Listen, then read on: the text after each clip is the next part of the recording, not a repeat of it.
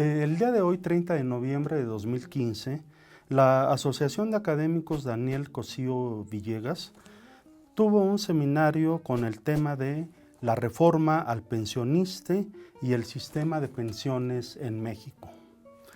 Tuvimos la fortuna de contar con dos destacados especialistas, el actuario Carlos Lozano Natal, presidente del Colegio Nacional de Actuarios, y la diputada Araceli Damián, quien es presidenta de la Comisión de Seguridad Social de la Cámara de Diputados. Vamos a pedir a nuestros ponentes que nos hagan un resumen de lo más relevante de sus intervenciones. Pues una de las cosas importantes de las pensiones es primero su lenguaje. Es un lenguaje sofisticado, es un lenguaje sofisticado en el sentido de que intervienen muchas variables, tiene muchas aristas. Mantener al mismo tiempo las aristas, todos los conceptos al mismo tiempo para usarlos cuando proceden, eso es difícil. Por lo demás es fácil. Pero hay que definir pensión como un arreglo de pagos periódicos a partir de que se dan condiciones preestablecidas. Esto es importante, condiciones preestablecidas. Y hay que diferenciarlo del plan de pensiones, que sería el conjunto de reglas, no nada más el pago periódico, sino el conjunto de reglas que definen derechos y obligaciones al retiro, donde está también, evidentemente, el pago periódico. Y este plan de pensiones hay que diferenciarlo del fondo de pensiones, que es el dinero real con el que se cuenta para afrontar los pagos de pensiones en el futuro. Y la aportación sería otro concepto. Esta aportación es la cantidad de dinero que el Estado, que el patrón, que el trabajador o las combinaciones que puedan darse aportan al fondo de pensiones para poder consolidar los beneficios de pensión o los pagos en el futuro. Hay muchos temas que están relacionados con esto, como lo mencionaba, pero sin duda alguna es el ahorro uno de los más importantes. El ahorro lo podemos definir en función de la diferencia ingreso y gasto, pero hay muchos tipos de ingreso y hay muchos tipos de gasto. Independientemente de cuál sea la definición que se adopte para el análisis del ahorro, lo importante es ser consistente. Y para determinar ingresos y ahorro y un posible patrón que nos define un ciclo de vida, analizamos las encuestas nacionales de ingreso y gasto en los hogares del INEGI desde 1984 hasta el 2012. Cubrimos 28 años, que corresponde a una carrera laboral. De acuerdo con esta investigación que se hizo, solamente los deciles superiores, si dividimos la población en 10%, el decil 10 sería el más favorecido económicamente, el 9 el inmediato inferior y el 8 inmediato inferior. Entonces los deciles 8, 9 y 10, que serían los 3 deciles superiores de la población, son los que tienen francamente una posibilidad de ahorro. Los deciles 1, 2, 3 y 4 presentan desahorros, es decir, no alcanzan, especialmente el decil 1, que sería el más bajo o el menos favorecido económicamente, presenta desahorros, es decir, la diferencia ingreso menos gasto es negativa. Y estos desahorros se suplen con lo que se llama transferencias, terceras personas que me dan a mí algo para poder subsanar la inhabilidad de obtener la totalidad de ingresos para mantenerme y mantener a mi familia. Cuando se hace esto nos damos cuenta de que el ciclo de vida determina las posibilidades de ahorro. Es decir, no siempre podemos ahorrar lo mismo. Esta es una cosa que no se ha todavía investigado suficiente, o habiéndose investigado como lo hemos hecho, no se ha profundizado en otras áreas como pueden ser los tomadores de decisiones. El ciclo de vida es determinante para el ahorro, porque no es lo mismo ahorrar al principio que ahorrar al final. El ahorro del principio tiene más valor por el efecto del interés y de los rendimientos que el del final.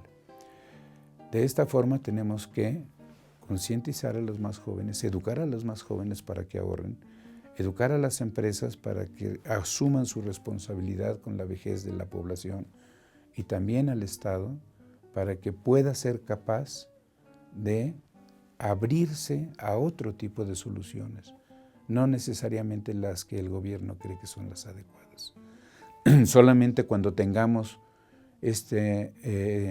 o cumplamos con esta objetividad en todos los sentidos, podremos acercarnos al mejor sistema pensionario en México, que eso es lo que todos estamos buscando. No paliativos, no nada más parches, sino de fondo, resolver el problema de fondo y en forma sustentable. Ese sería el resumen de lo que explicamos. Esta semana, probablemente el jueves 3 de diciembre, en el Pleno de la Cámara se vaya a aprobar la iniciativa de ley que desincorpora el pensionista del ISSSTE. Es la iniciativa que envió el Ejecutivo el 8 de septiembre, proponiendo que el pensionista se convierta en una empresa de participación mayoritaria estatal, es decir, el 55% de su capital sería estatal, 49% puede ser privado. Ha generado mucho rechazo de la población que está dentro de este sistema. Es el sistema de cuentas individuales de las personas que iniciaron a trabajar después de 2007 o bien que optaron por cuentas individuales. Este es una afore pública que en la actualidad cobra las tasas, las comisiones más bajas del mercado, porque así se establece en la ley, artículo que se va a derogar. Asimismo, es de las afores que da mayor rendimiento, es decir, mayores utilidades, mayores beneficios para los trabajadores, en comparación con las privadas que tienen las cuentas, sobre todo los trabajadores del IMSS. Esta iniciativa ha sido rechazada por los sindicatos, por la población que se encuentra afiliada a este sistema, porque la iniciativa, por un lado, el Estado deja de ser garante de los fondos. Entonces, si hay alguna minusvalía, pues es pérdida directa de los trabajadores.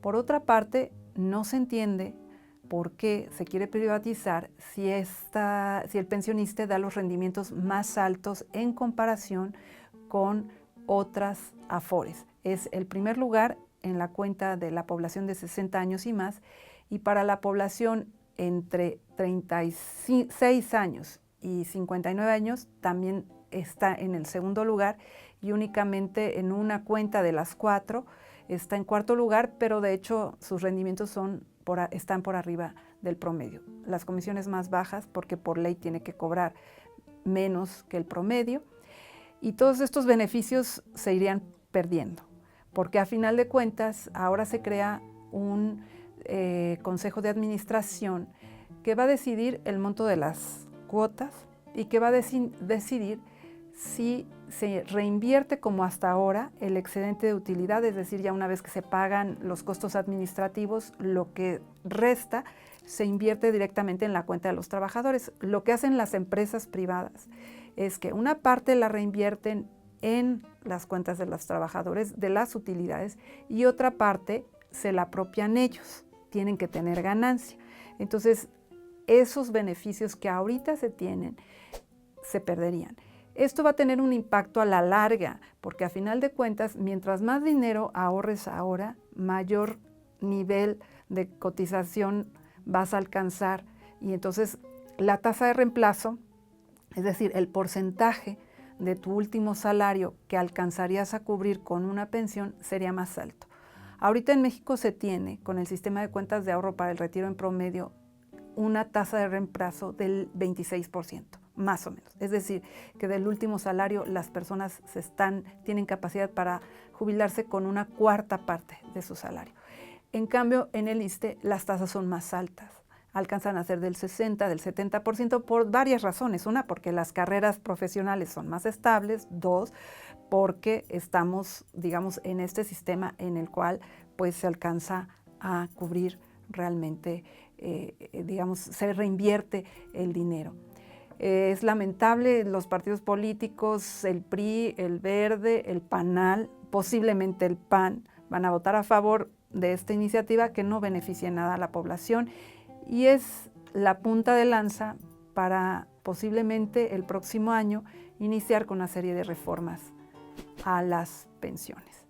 Y creo que, bueno, no beneficiará a nadie y creo que estamos en un momento en donde la sociedad en su conjunto tenemos que analizar cómo lograr pensiones dignas, no que sean lujosas, pero que alcance para que los trabajadores, una vez que se pensionan, puedan tener un nivel de vida aceptable. Ahorita vamos hacia un mundo en donde los pensionados seguramente van a ser personas en pobreza. Necesitamos cambiar esa situación. Y creo que no es nada más aumentando las cuotas, como lo propone en un estudio reciente que acaba de publicar la OCDE, sino que es mirando en su conjunto la economía nacional, el nivel salarial, la generación de empleo y cómo construir una base económica que permita tener mejores pensiones.